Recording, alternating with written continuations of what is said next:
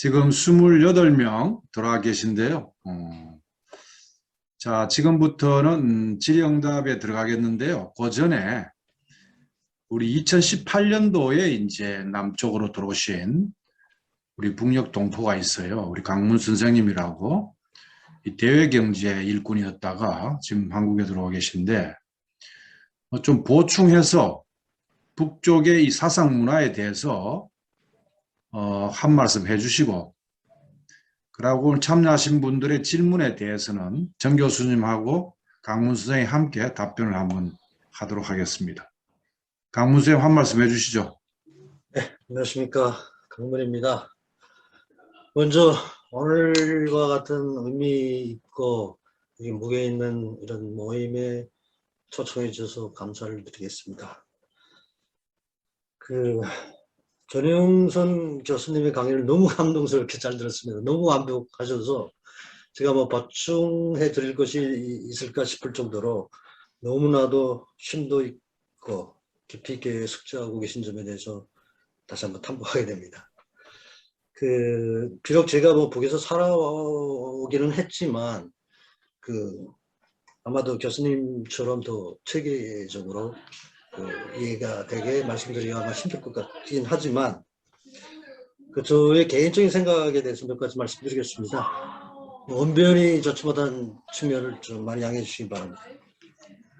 우선 초 시작에 남북의 문화 차이, 에 대한 교수님의 강의를 들으면서 제가 잠깐 생각해 보면은, 제가 여기 한국에 와서 느끼고 있는 문제인데, 남북의 차이를 논할 때 제가 보게 되는 가장 큰 차이점은 보이는 대로 판단하는 측면이 거의나 없고 생각대로만 보고 있는 데 대한 차이점입니다.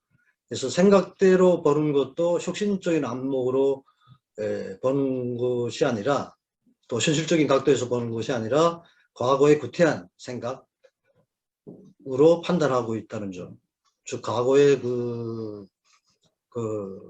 반공 교육의 세뇌된 모습으로 북을 바라보고 있다는 그런 비극적인 측면이 좀 안타깝고 가슴 아팠습니다. 정서의 자유와 남북의 문화 차이에서 경제 시스템 간의 차이라고 하신 측면에 대해서 저희 개인적인 의견은 북과 남의 문화의 차이는 시스템 간의 차이라기보다는 이념적인 차이가 아닌가라는 저희 개인적인 생각이 있습니다.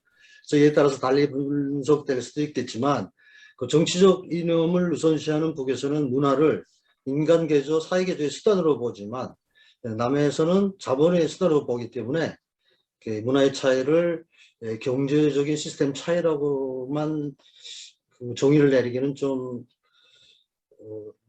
조금은 생각이 차이가 있지 않겠는가 싶습니다. 그래서 정치, 경제, 문화와 같은 사회적 분야의 독립적인 한 분야인 문화는 결코 같은 분야인 경제에 의해서 좌우되는 것이 아니라 이 분야를 인도하는 체제에 의해서 결정된다고 저는 생각하고 있습니다. 때문에 국가가 문화예술을 통제하는 이유를 계획경제의 틀 안에서 분석하면서 필수품을 공급하듯 감성을 분배한다는 표현은 상품, 확적 견제에서만 고찰하시지 않았는가 하는 저의 자그마한 생각입니다. 사회주의 사회에서 문화예술은 자본주의 사회의 문화예술처럼 상품화되는 것이 아니라 교수님께서도 말씀하신 것처럼 정치 수단이며 또 누구나 향유할 수 있는 문화생활 수단이라고 봅니다. 따라서 문화예술의 핵심은 물론 수령 중심의 사회인 북의 성격에서는 역시 옳은 말씀이시긴 하지만 제가 알고 있는 북의 문화예술의 중심은 종자론으로 알고 있습니다. 그래서 물론 수령의 역할과 업적을 형성하는 작품도 많지만 근로하는 대중을 형성한 작품과 역사적 배경을 그린 작품도 굉장히 많은 겁니다. 그래서 종자론의 기본은 교수님께서도 충분히 말씀하셨지만 작품에서 논하자고 하는 알맹이가 무엇이며 주인공을 누구로 설정하는가가 있는데 그 누구란 바로 근로대중이며 그 민중의 대표자이라고 저는 봅니다. 따라서 그 제가 본 그 북의 예술의 아름다움, 예술의 대상을 굳이 다른 말로 표현하자면 사회주의 애국주의이고 그 국가와 당과 집단과 동지를 위해서 자신을 희생할 줄 아는 인간을 형성하는 것이 예술 작품의 핵심이라고 저는 보고 있습니다. 그 북에서 표현하는 그 예술의 목적은 그 인간을 거무 격려하고 분발시키고 교양 개조하며 인간의 긍정적인 감정을 개발시켜서 풍부한 사회주의 예술 문화를 향유할 수 있게 하는 것이라고 보며 인간의 그 전형을 창조하는, 그러니까 본보기 창조는 예술 작품의 창작 방식으로 봐야 될 것이라고 저는 봤습니다. 그 북에서 그 예술을 통한 정서의 공급 문제에 대한 저희 생각은 또 다른 측면에서 보면은 그 어찌 보게 되면은 북이 경제적으로 굉장히 어렵긴 하지만 그 미래지향적인 낙관적이며 낭만적인 정서가 북의 사람들이 다른 나라 사람들보다 많이 강하다고 저는 봅니다. 그래서 제일 어려웠던 고난 행군 시기에도 가는 길 험난에도 웃으며 가자, 노래로부터 시작되고 노래로 승리하는 혁명이라는 등 그 낙천적인 구호를 내걸고 그 가는 곳마다 춤과 노래로 그 뭔가 힘든 일을 고비를 넘겼고 그 길을 개척해 왔습니다.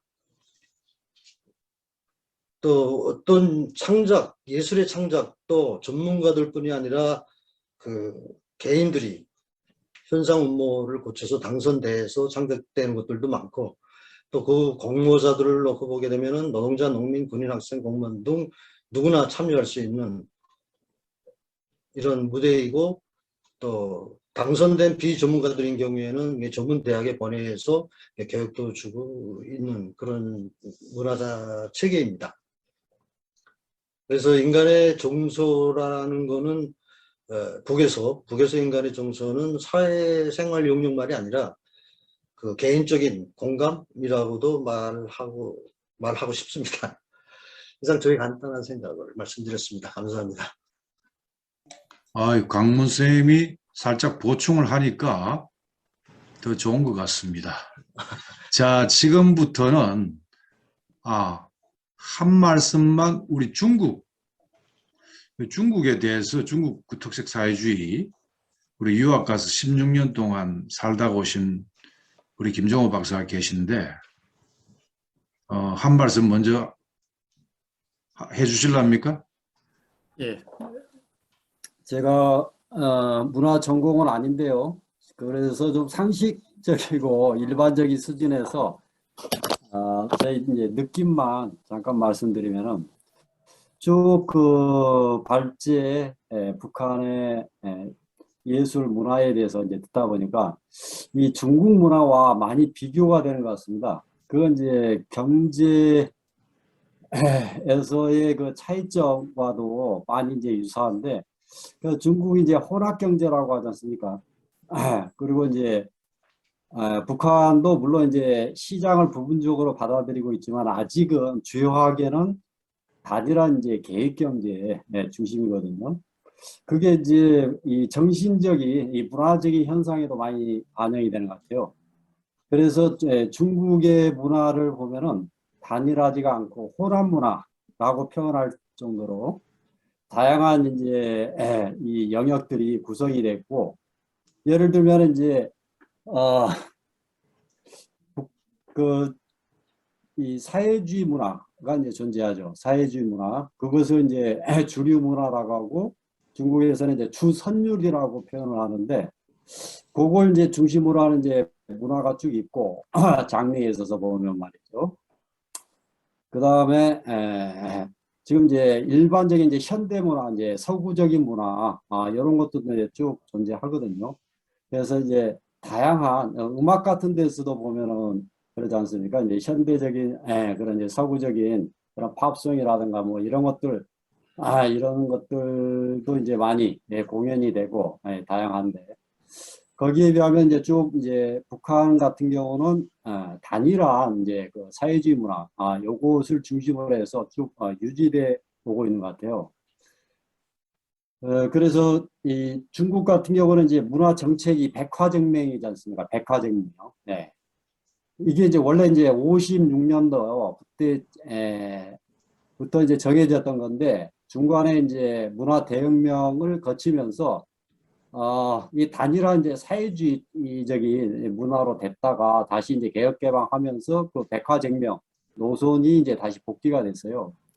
그래서 여러 가지 장르들 소유 형태에서도 보면 이제 자본주의적인 소유 형태, 그다음에 이제 공유제적인 이제 소유 형태가 있고 이들이 이제 한편으로는 경쟁하고 또 종합적으로는 중국 전체 생산력을 풍부하게 하는 그런 작용을 하는데 지금 중국의 문화적 현상도 그런 것 같습니다. 여러 가지 다양한 형태의 상업적인 시장적인 문화도 이제 존재하고 그런 이제 사회주의적인 그런 이제 장르가 서로 이제 경쟁하고 서로 보완하면서 하고 있으면서 이제 거기서 당은 일정하게 이제 큰 방향만을 이끌고 크게 이제 간섭하지는 않는다라고 보는데 하지만 이제 지나치게 상업적으로 흘러간다 하면은 한 번씩 연예인들에 대해서 이렇게 이제 정화라든가 이런 것들이 잠깐씩 있는 것 같아요. 예를 들면 한류 문화가 너무 범람했을 때 그래서 TV 보면은 완전히 호남 방송이라든가 어디 저기 상해 쪽 이쪽 방송이라든가 이 TV의 그 주요한 그 시간대를 그때 이제 한국 연예인들이 와서 연예인들이 다 차지하고 그러면 당연히 이제 그런 이제 문화를 관장하는 이제 그런 이제 선전부의 입장에서 보면 너무 지나치다 했을 때 그런 부분에 대해서 적절하게 하지만 이제 뭐 옛날 문화혁명처럼 완전히 이게 통제한다든가 이제 그런 게 아닌 이제 이런 것들을 이제 보면서 전체적으로 보면 이제 주류 문화, 주선율이라고 그러죠. 이런 것들이 이제 중심을 잡으면서 나아가는 백과정령의 이런 이제 형태를 이제 구성하고 있고, 북한 같은 경우는 이제 쭉 보니까 아직 이제 순수한 그런 이제 사회주의적인 이제 전통이라든가 이런 것들을 이제 강조하는 이런 점에 있어서 좀 비교가 된다. 이게 인상적이었습니다. 네, 네, 네. 좋은 말씀입니다. 중국은 노선도 이제 생산력 향상, 향후 100년 동안 시장 경제를 좀 활용하더라도 배부른 사회주의를 만들기 위해서 생산력 제고를 강조하죠. 그러다 보니까 문화적으로도 사회주의 문화 일색으로 이렇게 하기보다는 탄력성을 상당히 발휘를 하고 또 대국이기 때문에 그렇게 백과쟁명을 해도 사회주의 원칙은 고수할 수 있다는 자신감이 있는 것 같고 북쪽은 사실 이제 사상의식의 결정적 작용을 강조하지 않습니까? 그래서 사상기술문화, 3대 혁명에서도 사상을 제일 앞자리에 놓다 보고 그래서 계획경제의 단순한 반영으로서의 문화가 아니라 사상문화의 결정적인 역할에 대한 중요성을 강조하다 보니까 그렇게 되고 있는 것 같습니다. 자, 지금부터는 좀 의견도 좋고 질문도 좋습니다. 한 말씀씩 해주시죠.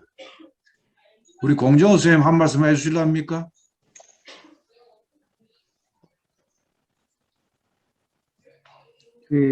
배영순 교수님 강의 여러 번 들었는데 아주 오늘도 이제 많이 배웠고요. 제가 우리나라 문화에 대해서 잘 모르기 때문에 우리나라 시간이 조금 더 있다면 우리 문화, 남한의 문화와 이제 조선의 문화를 좀 비교를 하면 좀 더 명확하게 확 눈에 띄지 않을까. 이런 조금 아쉬움이 있습니다. 근데 50분 만에 해야 되니까 그걸 이제 짧게 중간에 말씀해 주신 것 같은데 좀 시간이 된다면 비교하면서 좀 하면 좀 더 이제 쉽게 다가오지 않을까. 이런 생각을 한번 해봤고, 북한에서 이제 예술인들 양성하는 게 이거 발판인데 남한과는 완전히 다르잖아요. 그래서 그 부분도 좀 그 말씀 되면 시간 여유 되면 말씀해 주시면 좋겠다라는 생각을 합니다. 네. 오늘 좋은 내용 정말 잘 들었습니다. 이상입니다. 네. 또 강문 선생님에 대해서 질문을 하십시오. 제가 강문 선생님한 질문 하나 드리면은 그 북쪽의 군무 집단적인 그 춤 있지 않습니까? 네. 김일성 광장에 이제 평양 시민들이 그 이제 남성 여성 짝을 짓거나 아니면 여성이 모자라면 남자끼리 짝을 짓거나 이렇게 해서 거대한 이제 춤을 추는데 네. 그게 상당히 인상적이었습니다. 제가 노동운동을 거의 이제 35년 이상을 하는데 네. 우리 자본주의 체제하에서 노동조합 권리를 향상시키기 위해서 노동조합을 만들고 단결해서 요구 조건을 내걸고 또 파업도 하고 이럴 때 그런 집단적인 춤 이런 게 있으면 참 좋겠다 이런 생각을 우리가 사회주의 아니더라도 집단적인 춤은 갖출 수 있잖아요. 그런데 그 북쪽의 그 집단적인 춤은 그 어떤 춤입니까? 그 군중무용이라고 표현을 하는데 이 그 기관들에서 또 학교들에서 그 보급을 합니다.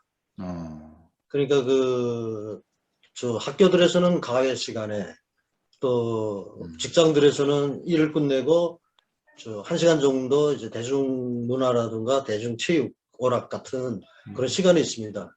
그럴 때마다 이제 그 새로 나오는 군중무용이 있으면은 또 이제 보급을 해주고 그 명절이나 그 휴식일 같은 때 그 직장이나 다 집단적으로 이제 야외라든지 놀러 들러리라고 말하는데 북에서는 한국에서는 어떻게 표현하는지 잘 모르겠습니다. 그러니까 밖에 나가서 이렇게 뭐 음식이랑 준비해가지고 즐거운 시간을 함께 보낼 때 이제 뭐 춤도 추고 노래도 부르고 이렇게 시간을 보내는 겁니다. 네. 정상적으로 보급을 합니다. 예.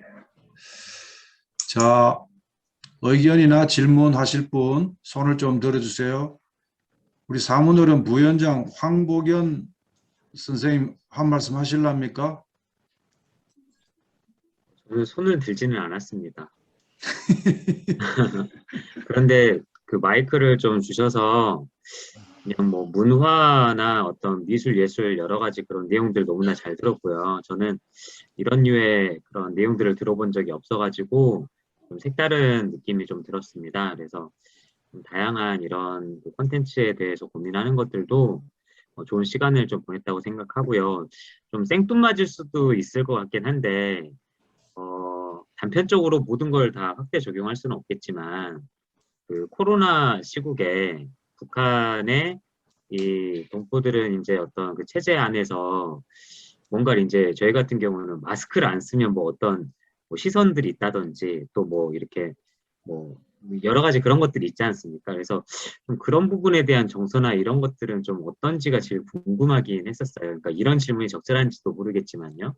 그리고 두 번째는 그 아까 보여주셨던 여러 가지 그림들 이런 것들이 저기 화면상으로만 좀 보다 보니까 이제 휙휙 지나가거든요. 그래서 그런 것들에 대해서 조금 주요한 그림이라던가 어떤 찾아볼 수 있는 그런 좀 이 세부적인 어떤 그림에 대한 설명들, 그러니까 아까 해주신 게 그 말씀해 주셨던 게 저도 공감이 됐던 게 좀 더 충분한 시간을 들여서 뭔가 설명을 드렸으면 좋았지 않았을까 좀 이런 생각도 좀 들면서 두 번째 질문까지 좀 드려봤습니다. 네. 자, 지금 우리 김정일 선생님, 우리 불란서에서 현재 살고 계신데 코로나 때문에 이제 귀국해서 계시기도 하고 어떻습니까? 그 유럽에서 사신 분으로서 남과 북의 이 문화의 차이, 또 유럽의 문화까지 포함해서 한번 한 말씀 해주시죠. 제가 문화에 대해서는 뭐 그렇게 깊은 조회를 가지고 있지를 않아서 뭐 이렇게 전문적인 의견을 드리기는 좀 어려운데요. 제가 최근에 유튜브를 통해 가지고 이제 북에서 나오는 영화를 보면서 느낀 거는 이 사람들이 표현하는 그 인간과 인간의 갈등이 굉장히 솔직하다 그런 거를 많이 느꼈어요. 예를 들면은 그러니까 부모가 그 애들을 위해서 자기 애가 1등이 되기를 바라는 마음을 아주 노골적으로 표현하는 거는 남이나 북이나 같기는 한데, 그럼에도 불구하고 이 사람들이 그 속에서 일어나는 갈등을 참 인간적으로 표현하고 있다. 그리고 최근에 우리 집에서라는 거를 본 것 같은데요. 거기서 이제 그 고아 3명이 누나, 여자 동생 그리고 남자 동생 이렇게 3명이 있는데, 누나가 그 부모님이 다 돌아가신 후에 누나가 그 애들을 책임지는데 거기에서 동생들이 불만이 많아요. 그런데 딱 하도 불만이 많으니까 애들이 그냥 불만이 많으니까 누나가 3명 앉혀놓고 이제 같이 앉아서 야 총화하자 그러는 그러는 거를 보고 제일 막내부터 너 불만이 뭐야 하면서, 그러니까 걔는 뭐 맨날 국수만 먹어서 불만이라 그러고, 둘째는 자기 옷을 안 꼬매줘서 불만이라 그러고, 누나는 자기는 공부를 해야 되는데 공부를 지금 안 해가지고 옛날에는 1등 했는데 지금 꼴등하고 있다 하면서 3명이 다 이렇게 동등하게 불만을 아주 솔직하게 얘기하는 거를 보고서, 야, 우리 남한이 훨씬 더 권위주의적이 아닌가. 누나 앞에서는 뭐 불만 있어도 말 안 하고, 아니면은 어떤 권위를 가진 사람한테는 말을 잘 안 하는 게 우리 남한의 그 문화 정서인데, 북은 어떻게 저렇게 하고 싶은 말을 막 대놓고 할 수 있나 하는 생각이 들어서 참 부럽다 그런 생각이 들었습니다. 네, 네, 네. 예. 자, 또 다른 분들 몇 분 더 듣고 우리 발제해 주신 정 교수님 얘기도 듣겠습니다.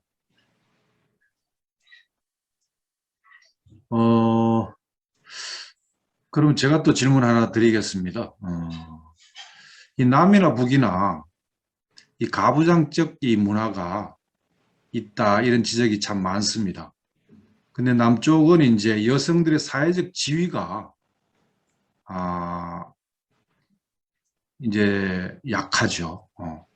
약한 데다가 이제 이중 삼중으로 부담이 크고, 거기다가 집에 가면은 또 남편이 이제 가부장적이고 이러면서 굉장히 이제 고통이 있고, 북쪽은 여성들의 직장 나가는 비중이 굉장히 많지 않습니까?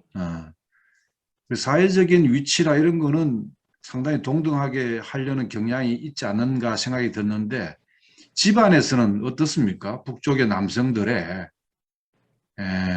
가부장적, 반봉건적 가부장 문화 없습니까? 그에 대해서도 제가 좀 약간 도발적으로 질문을 하고 있습니다만은, 우리 강정구 선생님도 지금 드디어 얼굴 보여주셨습니다. 선생님 한 말씀 해주시죠. 예, 오늘 두 분 발표하신 거 아주 정말 고맙게 잘 들었습니다.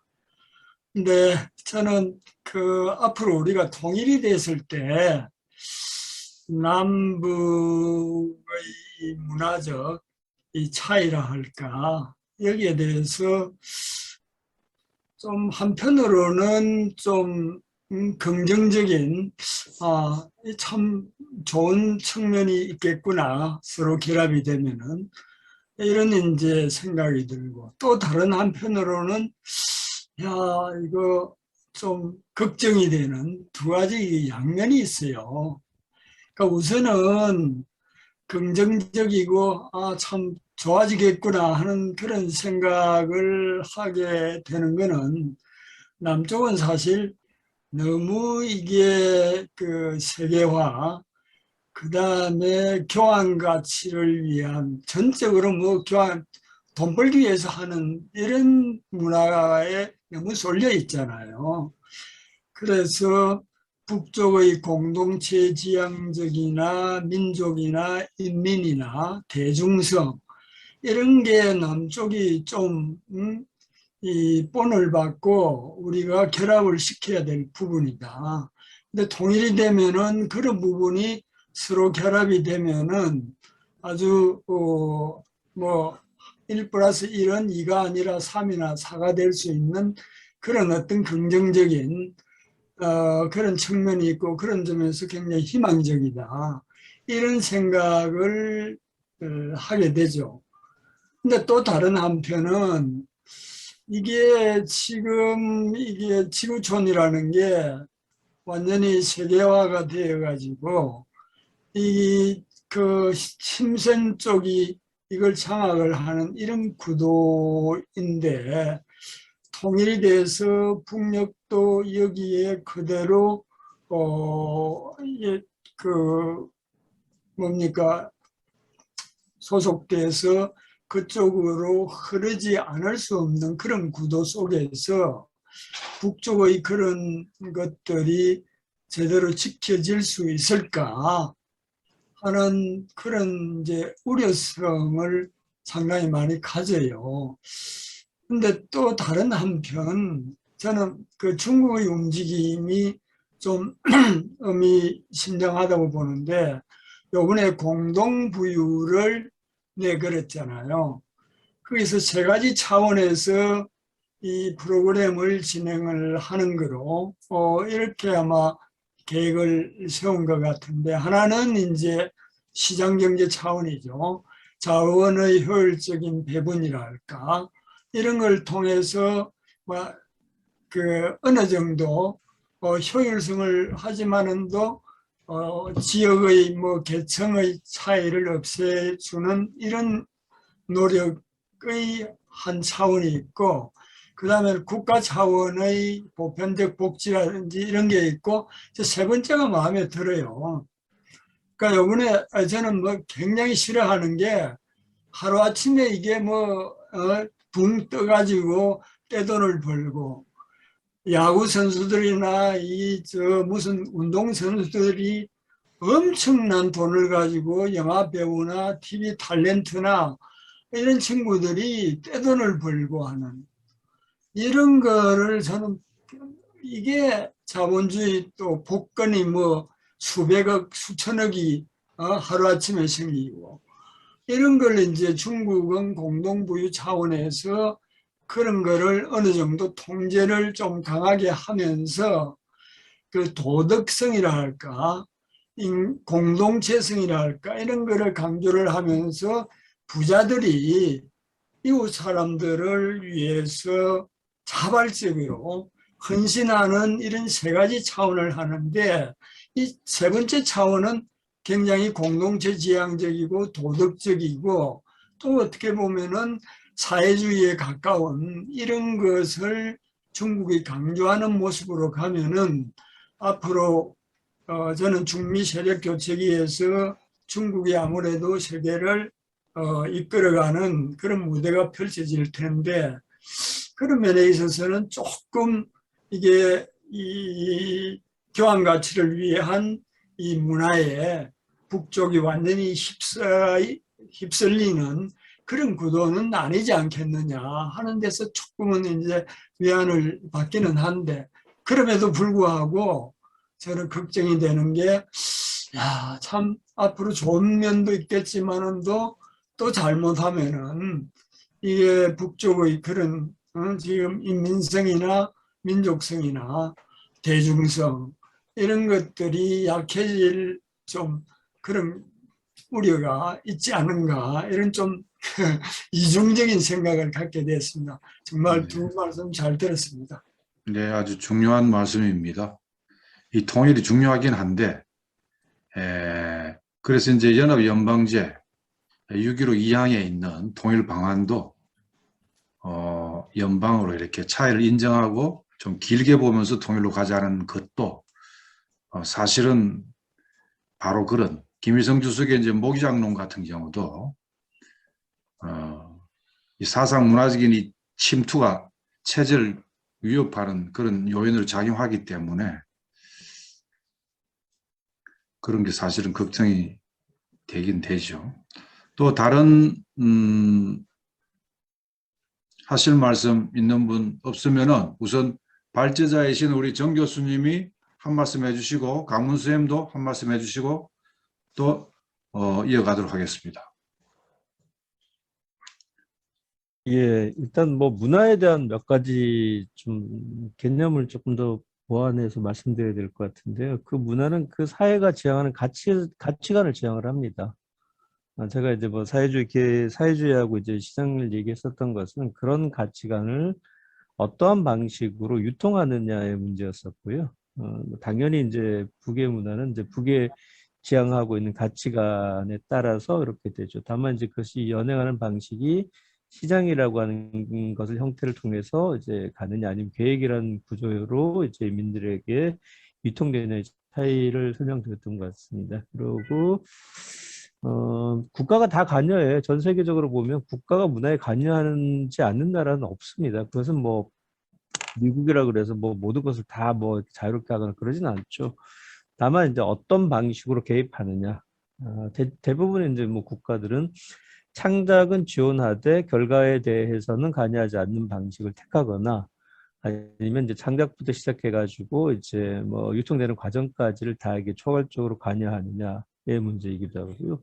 시기적으로 기준의 차이들이 좀 오고 가고 있는 부분들이 있는 것이죠. 그러니까 대한민국도 보면은 70년의 역사에서 과거 이제 60년대 표현됐었을 정도에 있던 그 표현 수위하고 지금에 나오는 표현하고의 차이점이 계속적으로 충돌을 하고 있는 것이고 예술가들은 끊임없이 그런 사유 방식을 확장하려고 계속 만들어내고 있고 가능하면 그것이 조금 더 빠른 속도로 사람들에게 줄 수 있는 혼란을 막기 위해서 이제 어떤 이제 뭐 심의라든가 이런 장치들을 만들어내죠. 정부가 하는 일은 좀 교묘합니다. 한 번도 이걸 뭐 통제라는 말을 쓰진 않아요. 뭐 심의라는 표현을 주로 쓰죠. 그렇게 다 관여를 하고 있는 부분들이 있기 때문에 역으로 보면 이제 문화를 통해서 그 사회적 가치를 재단할 수 있는 부분들이고요. 제가 제일 앞에 이제 문화라고 하는 개념을 어떻게 우리가 수용할 것인가에 대한 문제를 드렸던 것은 여전히 이제 우리가 생각하는 문화의 개념하고도 북이 생각하고 있는 문화의 개념은 상당히 큰 차이가 있다라고 하는 부분들이고요. 앞서 이제 우리 집 이야기 말씀 주셨는데요. 그게 저도 이제 어떤 차이가 있냐면 이런 거예요. 그 장면을 조금 더 말씀드리자면 이제 은정이가 은철이하고 은양이를 앞에 놓고 너 불만 있으면 얘기해 말했더니까 이제 은철이가 나 국수 먹기 싫어, 토마토 세줘, 뭐 이런 얘기를 하고 있고 그런 것인데 우리가 이게 지금 총화라고 하는 표현이 있잖아요. 똑같은 말을 총화를 쓰는데 남쪽 분들이 총화라는 말을 받아들이면 대부분들이 평가로 받아들이세요. 사업이 끝났으니까 우리 이거 어떻게 될지 얘기를 해보자라고 하는 부분들이고, 네, 근데 북에서 오신 분들한테 총화라고 하는 단어와 연상되는 단어의 가장 많은 부분들은 비판이에요. 자아 비판하고 호상 비판인 거죠. 실제로 이제 그 홈케어 탈북 청소년들을 홈케어 하시는 분이 비슷한 충격을 좀 받으셨어요. 어떤 행사 끝나고 나서 굉장히 즐거운 마음으로 아이들 모아놓고 우리 총회 한번 하자 이렇게 얘기했는데 갑자기 아이가 일어나고 선생님 뭘 잘못했다고 막 비판하고 그래서 평상시에 나를 이렇게 생각했냐라고 굉장히 너무 섭섭한 마음인데 다음날 또 되니까 아침에 선생님 안녕하십니까 이렇게 너무 친절하게 인사를 해가지고 이게 뭐야 이렇게 했었던 게 있는 거죠. 그것은 뭐냐면 상황이라고 하는 것이 주어지는 게 우리가 오해하고 있다는 것이에요. 잘 모른다는 거죠. 제가 이제 통일 디자인하고 문화 번역을 얘기하는 이유는 뭐냐면 문화 번역은 기본적인 전제가요. 번역이 안 된다라는 거예요. 번역할 수 없다라는 겁니다.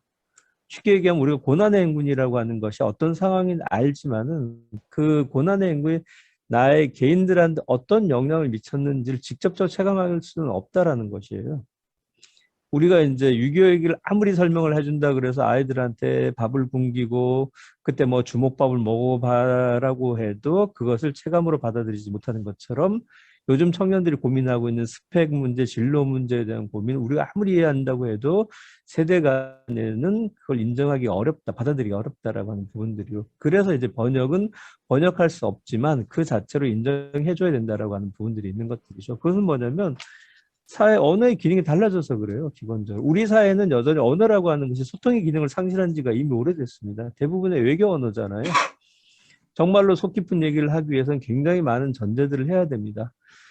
내가 정말 친한 친구 오래돼서 그런 얘기를 하는 거니까 내 말 오해하지 말고 들어. 내가 볼 때는 너 약간 이런 것 같아. 이런 식의 표현 정도를 애둘러 하는 것이지.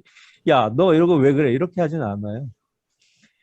북에서 오신 분들이 제일 힘들어하는 부분들이 뭐냐? 왜 솔직하지 못하냐라는 것이죠. 남북 간의 언어 차이를 예를 들어서 비교해 보면요. 북에서 오신 분들이 제일 불만이 뭐냐면 거짓말장이라 그래요. 남쪽 분들이 가장 큰 불만은 뭐냐면 거칠다.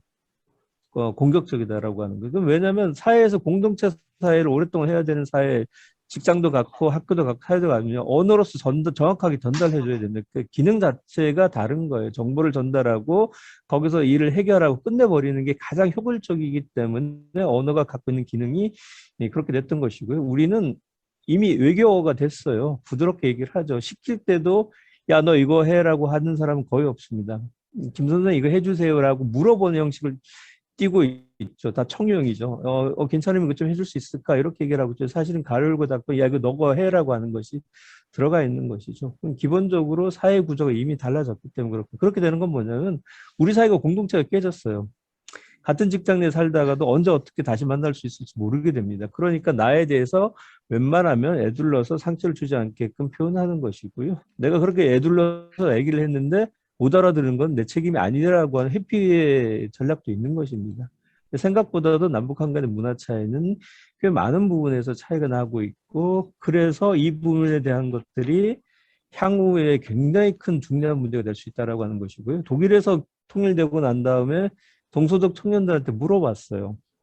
서독 청년들, 너는 어느 나라 사람이라고 생각하는 질문에 대해서 서독 청년들은, 서독 출신 청년들 대부분 본인은 유럽인을 지향했어요. 나는 유럽인이다. EU 사람이라고 얘기했는데, 동독 청년들은 독일 사람이라고 얘기했고, 심지어 통일되고 20년이 지났는데 20살, 20세가 안 된 동독, 구동독 지역 출신 청년들은 본인을 동독인이라고 정체성을 규정을 했어요. 동서독 간의 지역 차이를 가지고 자기 정체성을 재구성했던 부분들이고요. 이 부분에 대한 것들은 우리가 지금 이렇게 짧게 이렇게 하기보다는 앞으로도 굉장히 많은 부분들에 좀 고민이 있고요. 사실 지난번에도 뭐 방송사 PD가 와서 남북한 간의 이 문제를 가지고 하면서 남쪽 사람이 북에 대해서 잘 모르고 있는 게 뭐냐, 그리고 또 북쪽 사람들이 남쪽 잘 모르는 게 뭐냐는 질문에 제가 첫 번째 꼽았던 게, 북쪽 사람은 잘 웃는다. 남쪽 사람은 잘 안 웃는다. 두 번째, 북에서 오신 분들 춤추는 거 되게 좋아합니다. 몸을 풀고 이런데 왜 이게 너무 이런 게 없느냐는 것에 대해서 하고, 일찍부터 문화가 가지고 있는 거 다 기능이 다르죠. 북한 영화 중에 그 축포가 오른다라는 영화가 있는데요. 전쟁기를 소재로 했었고, 그 돌출고지에서 전쟁 포화 속에서 탄피금이라고 그러죠. 이렇게 매달아서 음악도 하고 연주회도 하고 화전 음악회를 하기도 했었고, 항상 이게 떠나지 않았었던 부분. 뭘 하든 간에 즐거움으로 해야 되고, 그것이 사회적으로 유통되어져 있는 관습과 문화적 틀이기 때문에 많은 부분에서 웃음과 춤으로 그런 것들을 등장하는 것이고요. 이렇게 보시면 될 것 같아요. 제가 잘 들은 비유는, 군대 생활을 20년 넘게 하신 분들은 군가를 부를 때 그 군가가 다 군가로 들리지 않아요. 본인의 감성이라든가 본인의 기쁠 때 슬플 때 이 모든 걸 표현할 수 있는 수단 자체가 문화적 테두리 안에서 범주가 이미 정해져 있는 거죠. 그 노래만 들었기 때문에 신날 때는 신나는 군가를 부르고 신나는 노래를 부르는 게 아닌 거죠. 이게 언어라고 하는 게 그 사람의 사회를 규정하듯이, 보고듣관 문화라고 하는 것이 그 사람을 사회를 표현해 줄 수 있는 테두리와 가장자리라고 하는 부분들입니다. 어떻게 보면은 우리가 좀 자유롭지 않다라고 하는 것은 굉장히 상대적인 개념을 갖고 있다는 것들이고요. 그래서 우리 말 중에서 뭐 지나치게 너무 이런 거는 사실 좀 평가하기 너무 힘든 부분들이에요. 그래서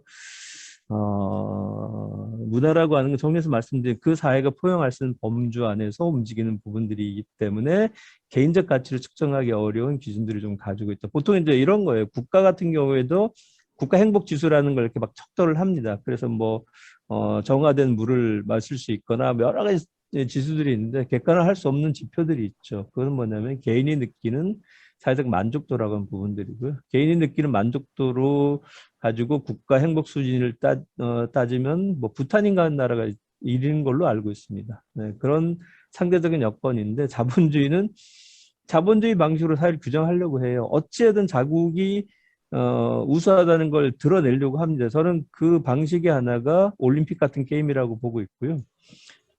서양인들이 유리한 종목들 계속 만들어내잖아요. 무슨 뭐 수영이라든가 뭐 이런 것들 장비를 중심으로 만들어내기도 하고, 예전에 북경에서 저기 올림픽 할 때 미국에서 어떤 방식으로 이제 메달 순위를 카운팅했냐면, 예전에 금메달 수, 은메달 수, 동메달 수 이렇게 했던 걸 가지고 하지 않고 메달 총수를 가지고 순위를 막 매기고 이렇게 하면서 자기가 우월한 것을 다른 사람에게 과시하려고 했었고요. 어떻게 보면 이런 것도 자기 우월에 대한 것을 좀 나타내고 싶어 하고 있는 게 아닌가. 그래서 우리가 이제 문화라는 말하고 문화적이라는 표현을 쓸 때는, 보통 문화적이라고 할 때는 다른 사람을 이해하고 받아들일 수 있는 역량, 이건 감수성이기 때문에 끊임없이 갈고 닦고 훈련을 해야 되지 않을까. 특히 북한 문화에 대한 이해도 받아들이고 수용할 수 있는 이런 지난한 과정이 지금부터 좀 오랜 시간이 소요될 걸로 좀 그렇게 보고 있습니다. 예. 네. 자, 다음은 우리 강문 선생님 좀 말씀을 해주시기 전에 하나 더 이제 질문을 드리면은, 우리 영화인들, 남쪽에 있는 이 영화인들이 우리 남쪽의 영화 너무 잘 만들지 않습니까? 물론 그 내용이 뭐 이 개인주의, 이기주의 이런 걸 이제 가리지 않고 뭐 그런 것도 있지만 기법에 있어서는 굉장히 우수하답니다. 그래서 정지영 감독이나 이제 문성근 배우 이런 분들이 이제 북쪽에 이제 영화를 보니까 소재라든지, 그러니까 사회주의 내용을 민족적 형식으로 또 이제 뭐 계몽이나 교양 위주로 이렇게 할 수가 있는데, 기법에 있어서는 북쪽이 확실히 남쪽을 좀 배워야 되지 않냐, 이런 의견이 있어요. 거기에 대해서도 같이 한번 답변을 좀 해주시죠. 두 가지, 제 친구가 영화 만들었다 쫄딱 망한 친구가 있는데요. 그 영화 황진이 찍었던 이제 뭐 청아람에 이제 투자했던 조성원이가 그걸 했어요. 이게 그 홍석중 선생의 황진이를 가지고 이제 만들고 송혜교가 주연을 했음에도 불구하고 영화는 망했거든요. 처음에 목적으로 했었던 것들은, 첫 번째는 원작이 굉장히 두툼하기 때문에 이 원작을 넘어서 작가가 들어가서 이걸 변형하기 굉장히 어려운 부분들이 좀 있었던 고민이 있었고, 왜 그러냐면 그 기본적으로 역사소설이라고 하는 틀거리가 가지고 있고 지향하고 있는 지향점 자체를 저작권료를 주고 이렇게 그 영화를 만들기 때문에 이걸 틀어버리기가 너무 힘든 부분들이 있었다는 것 하나고요. 많은 방송사에서 남북한 합작 영화나 합작 드라마를 추진했는데 기본적으로 이게 미세한 차이지만요, 굉장히 어렵다고 얘기하더라고요. 발성법이 일단 다르다. 무슨 차이냐면 연극식의 발성법을 하고 있는 부분들이고, 혹시 그 2018년도 그 합동공연을 보셨는지 모르겠지만 김옥주라고 하는 가수, 30대 지금 이민배우가 된 가수인데 이선희 씨하고 같이 제이라고 하는 노래를 콜라보로 같이 불렀어요. 근데 되게 안 어울려요. 왜 안 어울리냐면 북쪽이 부르는 창법은 옛날 패티김이라고 하는 가수가 불렀듯이 중후하고 장대하고 제이 뭐 이런 식으로 퍼져나가는 음을 강조하는 반면에 이선희 씨가 불렀던 창법은 고음으로 올라가는 이런 스타일의 창법이었기 때문에 실제로 보면 이런 것들 지향하고 있지만 잘 현장에, 그러니까 디테일한 부분에서는 차이를 좀 보이고 있다라고 하는 게 있고요. 아까 이제 말씀하셨던 이 기법이라고 하는 것은 기계적인 문제로 좀 많이 들어옵니다. 그러니까 한국 영화가 세계에서 성공할 수 있는 이유 중에 하나는 뭐냐면, 한국 영화도 스토리는 좋았어요. 근데 그걸 재현하는 기술, 예를 들어서 뭐 폭파 장면이라든가 이런 것들이 기술적인 측면에서 이게 기계적인 측면이 꽤 많이 작동이 했었기 때문에 그것이 극복되고 난 이후로는 스토리로 경쟁할 수 있는 체제까지 올라왔기 때문에 그렇거든요. 아까 말씀하신 부분도 보면 북에 가지고 있는 스토리는 굉장히 우수할 수도 있겠지만 그것을 재현할 수 있는 재현력이라든가 그다음에 이런 것들은 다 기계적인 측면에 요즘 굉장히 많이 작동을 하고 있습니다. 뭐 가수 같은 경우에도 보면은 어디서 녹음하느냐, 유튜브 찍어도 어떤 얼마짜리 카메라와 어떤 사람들이 붙어서 편집하느냐에 따라서 상황이 전혀 달라지듯이 장치 산업으로 가고 있어서 문화라고 하는 것이 예전처럼 가수가 노래 잘하는 가수가 성공하기보다는 기계를 잘 만들고 다양한 요소들이 좀 다른 요소들이 작동하는 경우가 좀 많이 있어서 어떻게 뭐 선생님 말씀하셨듯이 예술 자체가 점점 더 이게 본질보다는 이게 좀 사람들이 즐기는 문화에서부터 예술 소외는 점점 더 커지고 있는 것 같다는 생각은 들긴 해요. 그런 차이는 네. 분명히 있습니다. 네, 우리 강훈 선생님 한 말씀 해주시죠. 네, 저는 일단 그 질문에 대한 답변으로 대신하겠습니다. 아까 저 위생 코로나 위기를 어떻게 이겨내는지에 대한 궁금증을 말씀하신 분이 계셨는데, 그에 대해서 간단히 설명해 드린다면, 그건 그 예방의학적인 시책입니다. 그러니까 그 병이 생기기 전에 그 의사들이 호담당제가 있어가지고 의사들이 집을 찾아다니면 문을 두드립니다. 한국에서는 그 뭐 문을 두드리면 흔히 뭐 택배가 왔다고 생각할지 모르겠지만, 북에서는 문 두드리는 소리가 나면 의사가 왔다고 생각할 정도로 의사들이 찾아다니면서 뭐 의학적인 상식도 주고 문병도 하고 치료도 하고 그런 예방의학적 시책이 있기 때문에 우선 이 위기를 넘기기가 가능했고, 그리고 집단주의 사회다 보니까 강한 조직력이 있습니다. 일단 한번 조직을 하면 국가가 호소하면 다 같이 함께 공감하고 받아들이는 이런 시스템으로 위생 방역을 이겨냈다고 볼 수 있겠습니다. 그래서 시스템적인 문제와 조직력 문제. 그리고 다른 한 가지 질문은 가부장적인 문제에 대한 북의 현실에 대한 질문을 하셨는데, 북도 역시 아직도 가부장적인 이런 측면들이 존재하고 있습니다. 그래서 사회적으로나 문화적으로도 이와 관련한 비판이라든지 이런 극복하기 위한 대책을 강구한다든지 이런 문제들이 있는데, 이런 걸 극복하기 위해서 문화적으로는 이제 영화를 만들어 가지고 개량개조하는 이런 것도 있습니다. 그러니까 문화의 힘으로 이런 문제도 극복해 나가고 있습니다. 그러다 보니까 오늘 이 모임에서도 문화적인 문제를 많이 논하고 있는데, 저는 통일이라는 문제도 이 문화와 연결시켜 보게 되면 또 좀 더 가까이 갈 수도 있지 않겠냐 싶습니다. 그래서 한민족의 공통점, 문화의 공통점을 찾아내고, 전통적이며 민속적이며 또 현대적인 측면에서도, 현대의 문화에서도 또 혹시 같을 수도 있다는 이 공감성을 좀 찾고 소통하고 애쓰면은 좀 더 통일로 가까이 갈 수 있지 않을까 생각됩니다. 네. 질문 좀 하나 하고 싶은데요. 네, 김정호 박사. 북한에서도 이 한국 가요라든가 연속곡 이런 것들이 한때 많이 보급이 되고, 이전에 김정일 국방위원장도 생전에 상당히 이제 한국 가요를 좋아하고 즐겨 부렸다는 그런 이제 얘기가 있는데, 첫 번째 질문은 북한 주민들이 그러한, 그게 이제 보도가 사실이라고 한다면은 그런 이제 한국 문화를 접하게 되는 통로가 어떤 것인지 요거에 대해서 알고 싶고요. 두 번째는 실제로 대중들이 그렇게 이제 즐겨 부르고 즐겼다고 한다면은 실질적으로 북한에서도 그러한 대중문화에 대한 대중적 수요가 존재하는 게 아닌가. 그런 수요를 어떻게든지 이제 충족시켜야 될 필요성이 있지 않는가. 이렇게 보는데 어떻게 생각하시는지 좀 의견을 듣고 싶습니다. 굉장히 어려운 질문을 하셨는데요. 가정한다고 답변을 드릴 수는 있겠지만, 가정을 하지 말아야 되겠죠?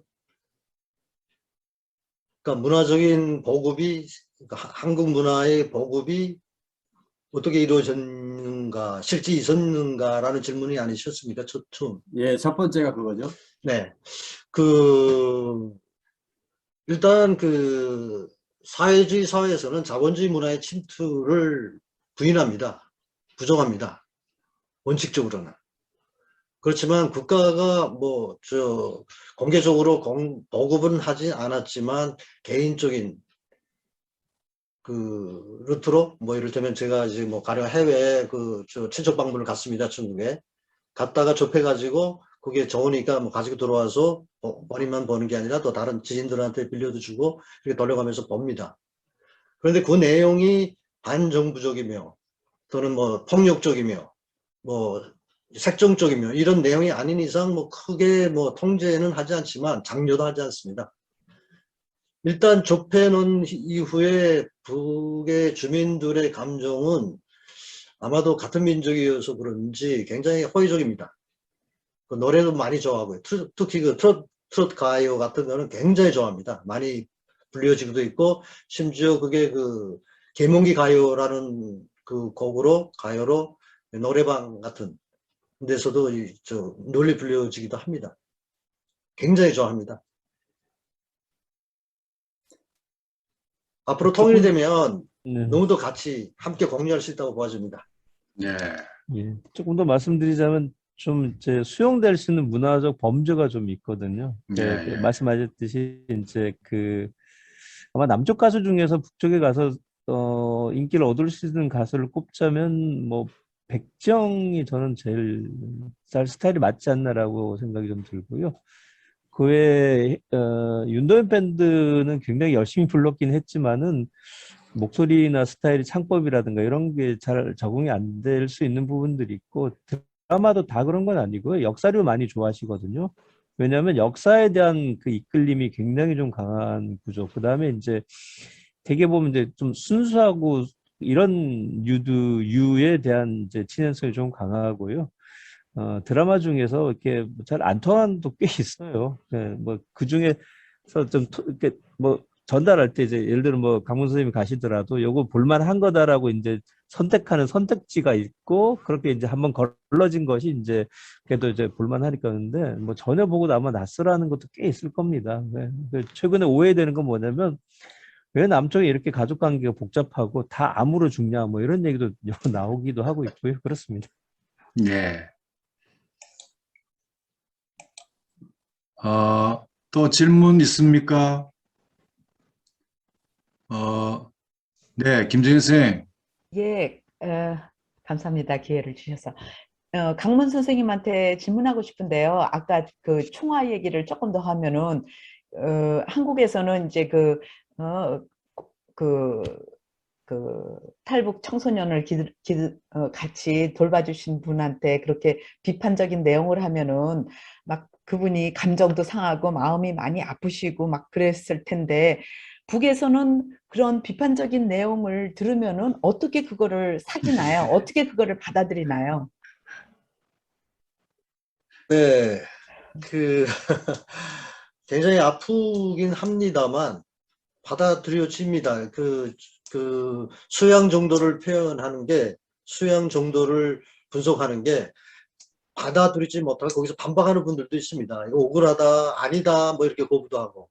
그런 분들에 대해서는 또 뭐 대중이 맹공격을 합니다. 뭐 이렇지 않았냐라고 사실적인 측면을 뭐 열거하면서 이렇게 공격을 합니다. 근데 본인의 수양 정도에 대한 노출이기 때문에 웬간하면 다 받아들입니다.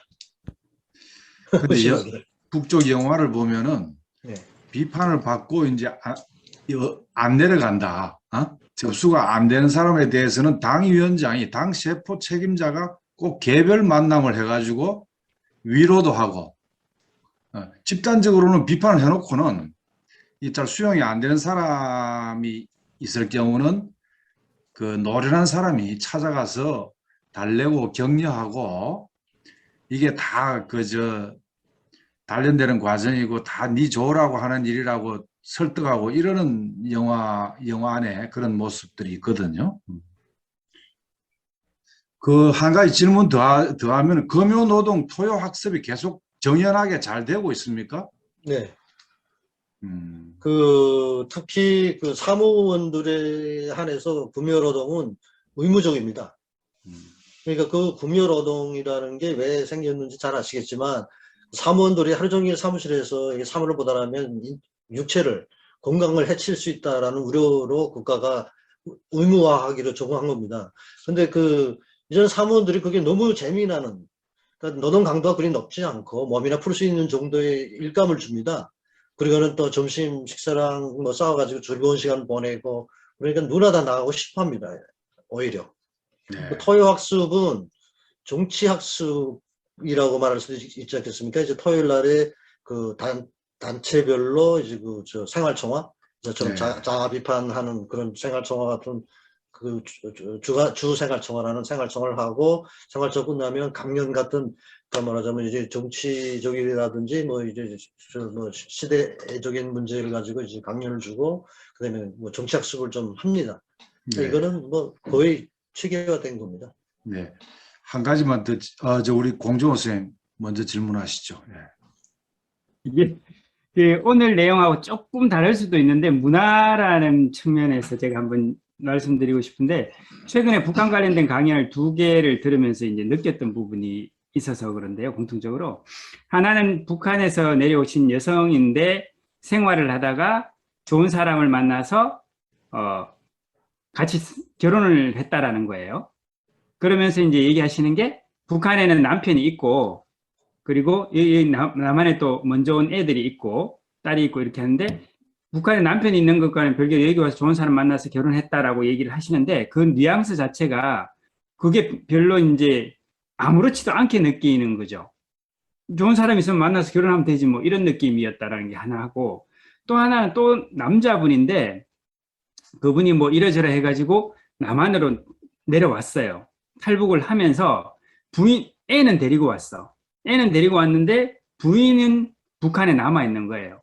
그런데 내려오면서 자기 친구한테 야, 난 남한 가니까 네가 우리 내 부인하고 좀 잘 케어해라, 잘 살아라 이렇게 맡기고 왔다는 거야. 이렇게 얘기를 했거든요. 그 2개를 딱 보면서 북한에서는 그 부부 관계라는 게 저런가? 저로서는 좀 정서적으로 좀 특이하다. 저게 당연한가? 이런 느낌이 확 들었거든요. 실제 혹시 그렇습니까? 이런- 좀 뭐 왜곡된 거는 아닐지 한번 강문 선생님 한번 답변해 주세요.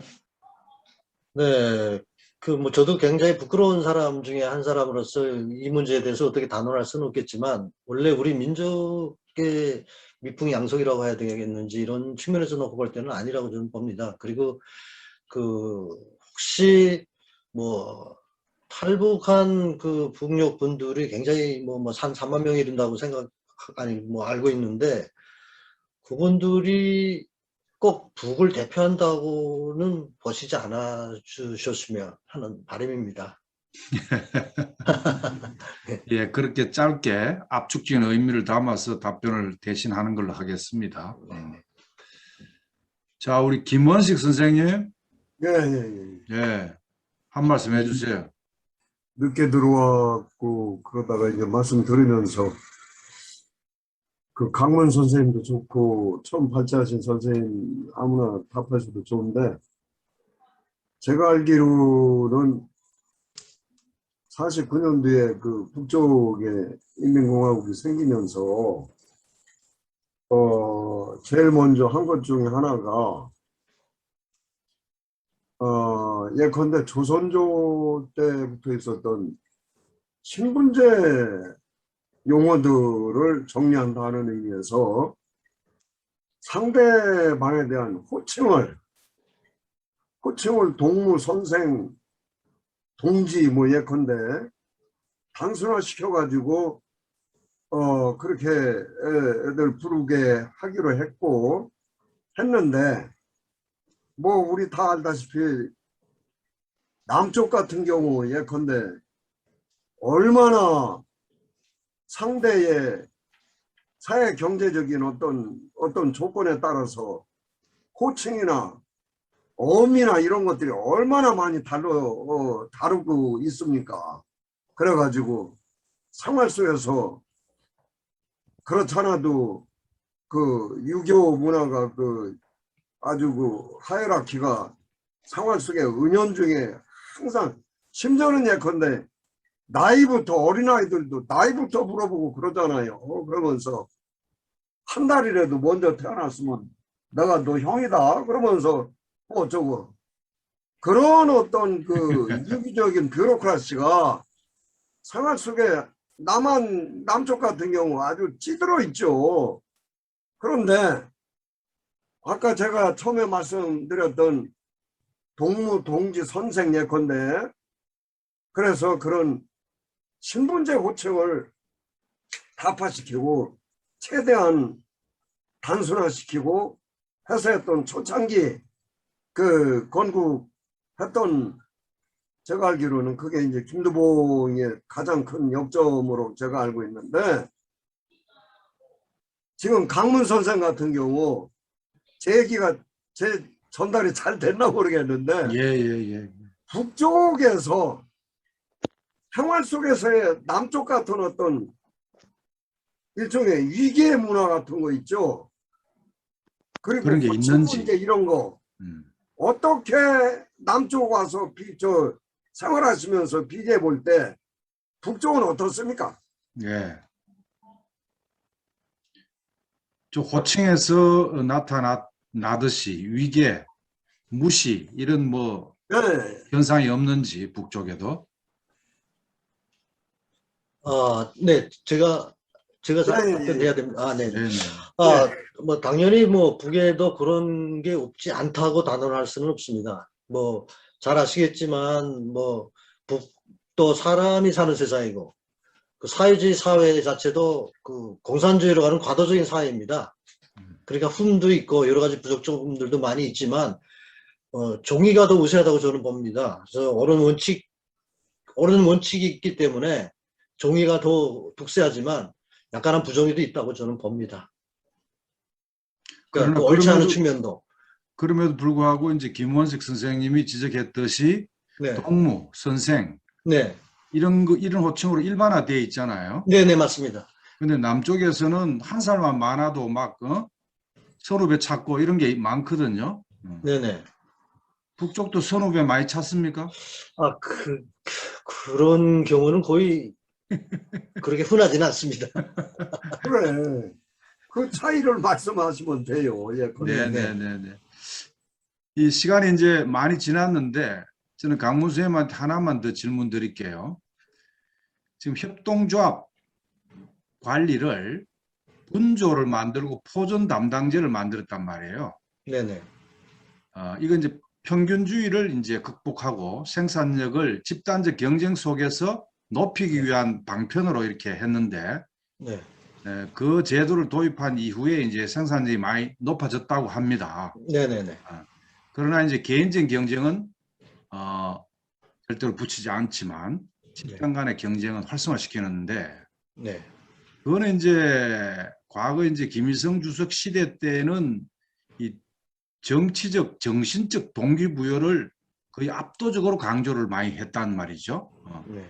물질적 동기부여를 아주 거의 안 했는데 비해서 네. 지금은 그런 집단적 경쟁을 통한 생산력 향상을 목적으로 해서 물질적 인센티브를 부여한 겁니다. 비중을 높인 거예요. 네네.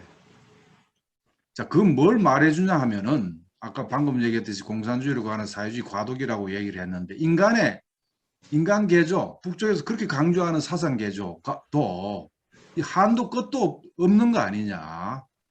그죠? 그런 점에서 볼 때 이 일면적으로 편향이 있을 수도 있다는 거죠. 예를 들어 중국은 지금 생산적 향상을 높이기 위한 이 시장 경제를 굉장히 적극적으로 활용하는 과정에서 부정부패도 있고 과도기적으로 일시적으로 빈부격차도 생기잖아요. 네. 근데 북쪽도 생산을 높이기 위해서 인간의 사상이 완전한 경지를 도달하지 않았기 때문에 물질적 인센티브를 가미시킨다고 생각을 합니다. 거기에 대해서 어떻게 좀 생각을 합니까? 네. 그 중국의 시장 경제 도입과는 무관한 방식이라고 보아집니다. 뭐 물론 제가 중국의 특성 있는 사회주의 뭐 경제 정책은 뭐 정확히는 알 수 없겠지만 아무튼 그 자본주의 시장 경제를 도입한 것만은 확실하니까 그 원칙과는 사회주의 원칙에서는 탈선된 거라고 좀 봐집니다.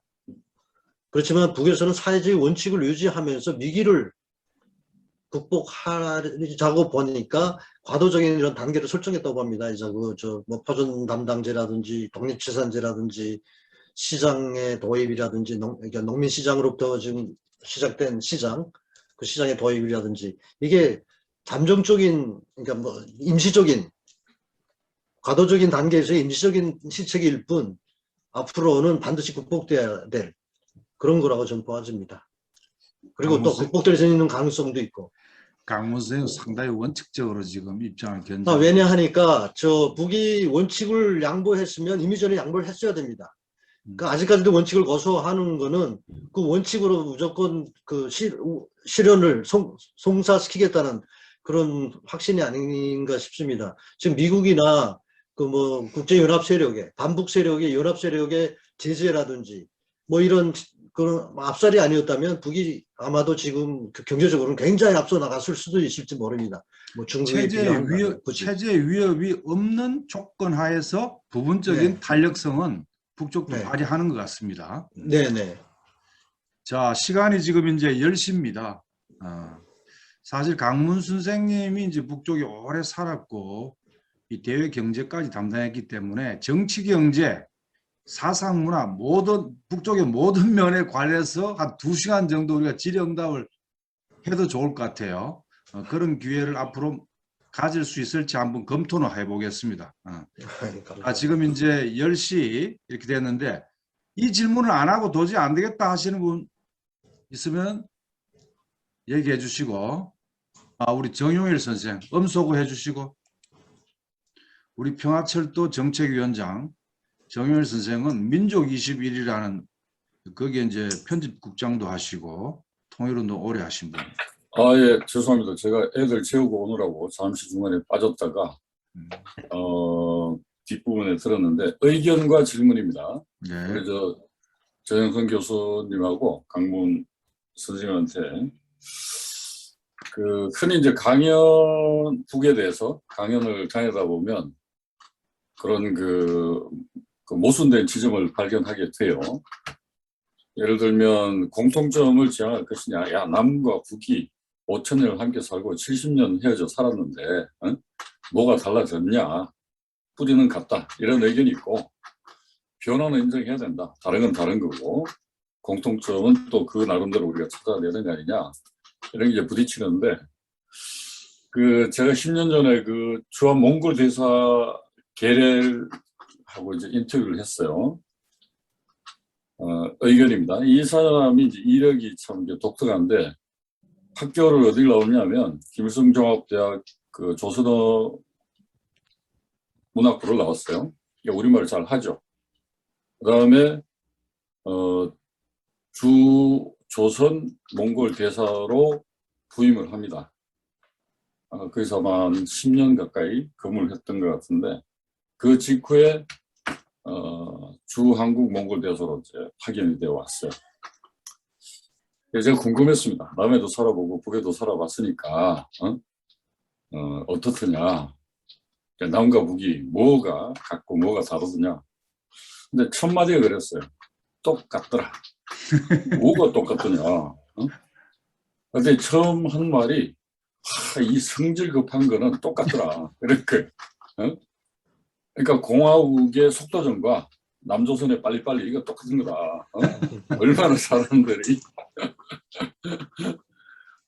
물론 이제 농담을 섞은 이야기긴 합니다만 뭔가 이렇게 진취성, 개척력, 그다음에 뭔가를 성취하고자 하는 욕구 이건 뭐 똑같더라는 거죠. 그래서 제가 이제 두 번째로 그럼 그 다음에는 뭐가 똑같으냐 그랬더니만 술 마시고 놀기 좋아하는 거 똑같더라. 그러니까 뭐 평양도 그러잖아요. 우리가 어디 가면 원족이라고 그러네. 같이 이제 도시락 싸워서 춤추고 노래하고 하는 것처럼 남쪽도 뭐 노래방 문화 예전에는 이제 거리 문화가 있었죠. 지금은 없어졌죠.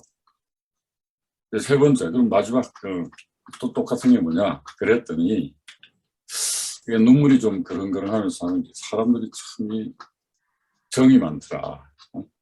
잊을 수 없는 사람들이 많더라. 세 가지 이야기를 했어요. 제가 이제 드리고 싶은 말씀은 뭐냐면, 우리 80년대, 90년대까지만 하더라도 지역 감정이 우리 사회의 화두 중에 하나였습니다. 모순 중에 하나였죠. 전라도, 경상도. 근데 그때 어떤 분들이 그런 말씀 하셨어요.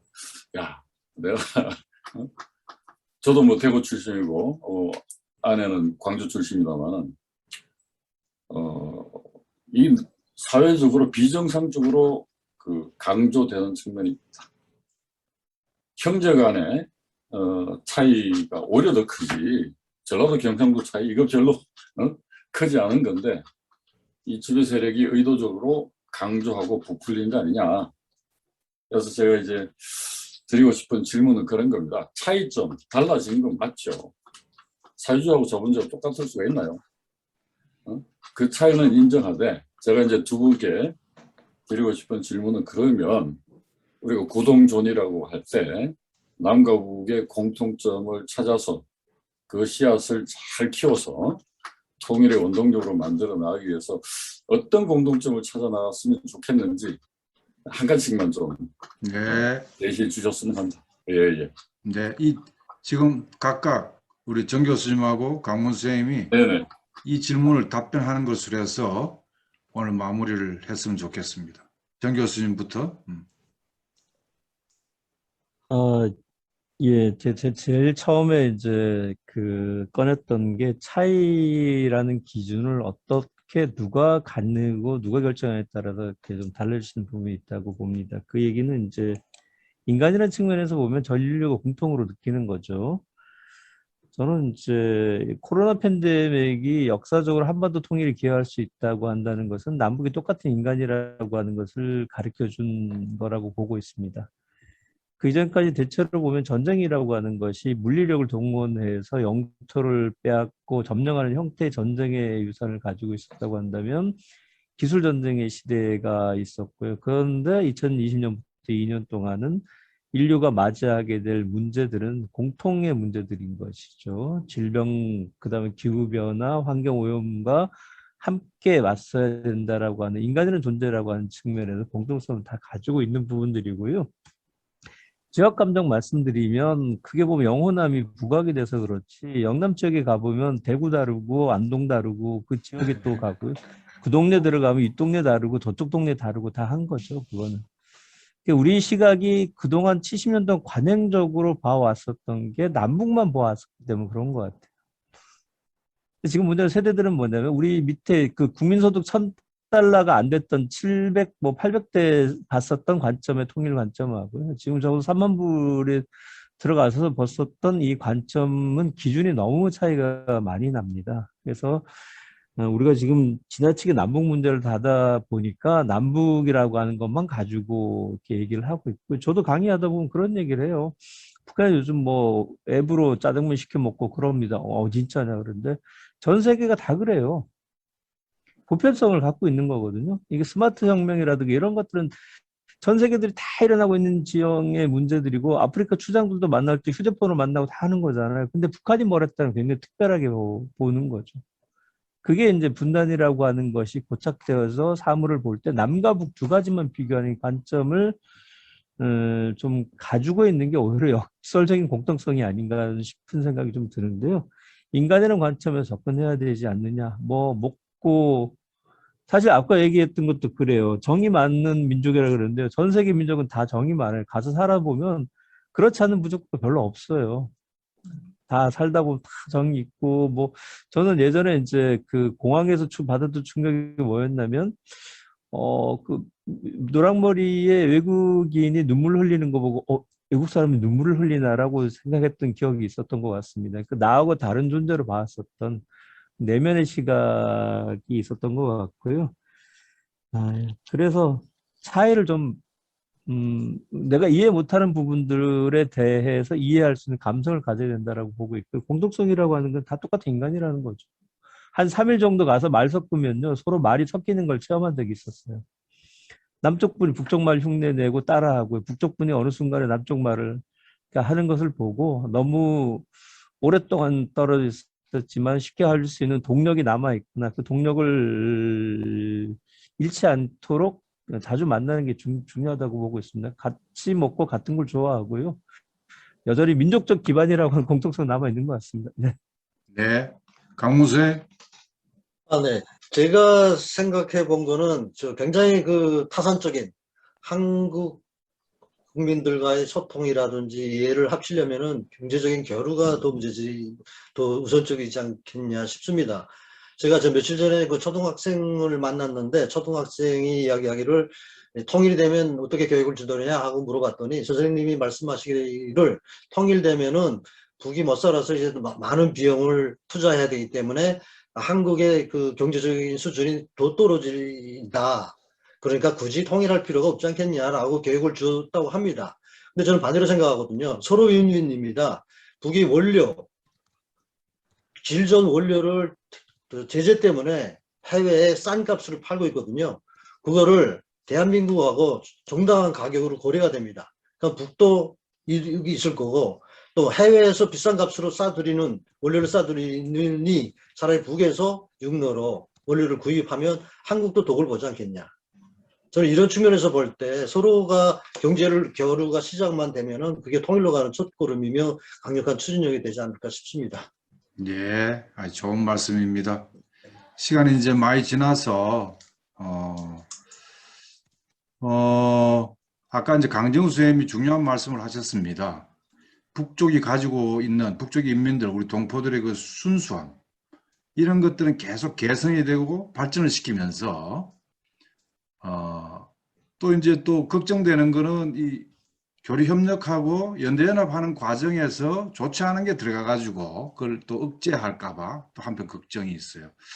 그래서 이제 중요한 것은 남쪽에 우리 이쪽 변혁지향적인 이런 노력이 우선 이루어지면서 선순환하는 과정이 이제 변혁과 통일의 변정법적 발전 과정이 이제 그런 해로운 요소를 억제할 수가 있을 것 같습니다. 세계적인 범주에 있어서도 지금 미국이 좀 약해지고 중국이 커온 것은 세계 발전, 전진 방향이지 않습니까?